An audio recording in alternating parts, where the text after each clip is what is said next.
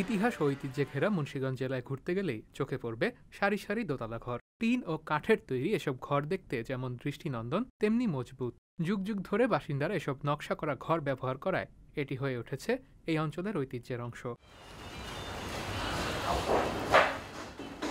আগে শুধু মুন্সিগঞ্জ ও বিক্রমপুরের বাসিন্দারাই এসব টিনের দোতলা ঘর ব্যবহার করতেন, তবে এখন অন্য অঞ্চলের মানুষের মাঝেও এসব ঘরের জনপ্রিয়তা ও চাহিদা বাড়ছে। কদর বাড়ায় ঘর তৈরি ও বিক্রিও হচ্ছে বাণিজ্যিকভাবে। জেলার বিভিন্ন জায়গায় গড়ে উঠেছে ঘর তৈরির হাট।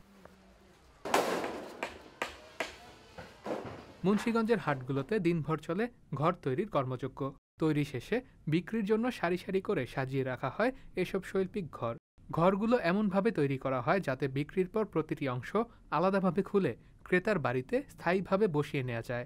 নদী ভাঙন কবলিত এলাকা হওয়ায় বাসিন্দাদের কাছেও খুবই জনপ্রিয় এসব ঘর। প্রয়োজন অনুসারে দ্রুত সরিয়ে নেওয়া যায়। এখান থেকে অনেকে দেখা যায় মনে করেন যে কমপ্লিট নেয় না, যেমন বেড়া বুড়া সব কমপ্লিট করে যার যেই জায়গায় নিয়ে ঘর উঠাইব মানে জায়গা মতো নিয়ে সেই জায়গায় ফিটিং করে দিয়ে আসবে। আবার এখানে কমপ্লিট আছে, কমপ্লিট দেখে ভালো মন্দ দেখে নিতে পারবো। ঠিক আছে, এখানে আপনার দেখা গেছে ওই যদি কম টাকার জাগো বাজেট, যেমন 1 লাখ 1.5 লাখ এর ভিতরে নিব, যে এর ভিতরে নিয়ে যেমন ধরুন ময়মনসিংহ গেল কিংবা আপনার রংপুর গেল, এরকম জায়গায় জায়গায় ঘর নিতে পারবো। ঠিক আছে, ওই জায়গায় সম্পূর্ণ খরচ সহকারে ঘর উড়াই দেওয়ার দায়িত্ব আঙ্গ ভিতরে থাকে। আঙ্গ একটা ঘর বানাইতে 4 থেকে 5 জন লাগে, একটা ঘর বানাইতে তাতে সময় লাগে 10 দিন। ঘর তৈরির কারিগরদের সঙ্গে কথা বলে জানা যায় একটি দোতলা ঘর তৈরিতে সময় লাগে 7 থেকে 10 দিন। তবে নকশা ও ঘরের আকার অনুযায়ী সময় কম বেশি লাগতে পারে। আর বিক্রির পর সেটি ক্রেতার বাড়িতে স্থায়ীভাবে বসাতে সময় লাগে 2 থেকে 3 দিন। একটা ঘর উঠাতে, একটা বড় দোতলা ঘর, রেলিংওয়ালা ঘর উঠাতে আপনার 1.5 থেকে 2 মাস সময় লাগে।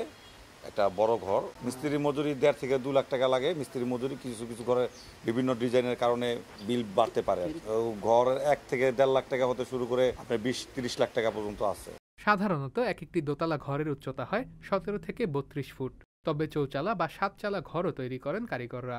সর্বনিম্ন 1 লাখ থেকে সর্বোচ্চ 20 লাখ টাকা পর্যন্ত বিক্রি হয় এসব ঘর। সেটিও নির্ভর করে কাঠের ধরন ও নকশার উপর। আর একটি ঘর স্থায়ী হয় 20 থেকে 70 বছর পর্যন্ত। 100 বছরের গ্যারান্টি। এগুলাতে দোতলা বড় বড় ঘর বানানো যায়। বড় দোতলা ঘর বানাইলে মনে করেন 2 মাস লেগে যায়। আমরা অ্যাকচুয়ালি আমাদের তো বিজনেস মোটামুটি আলহামদুলিল্লাহ একটু বড় সড়ো, তো আমরা প্রফিটটা কম করি।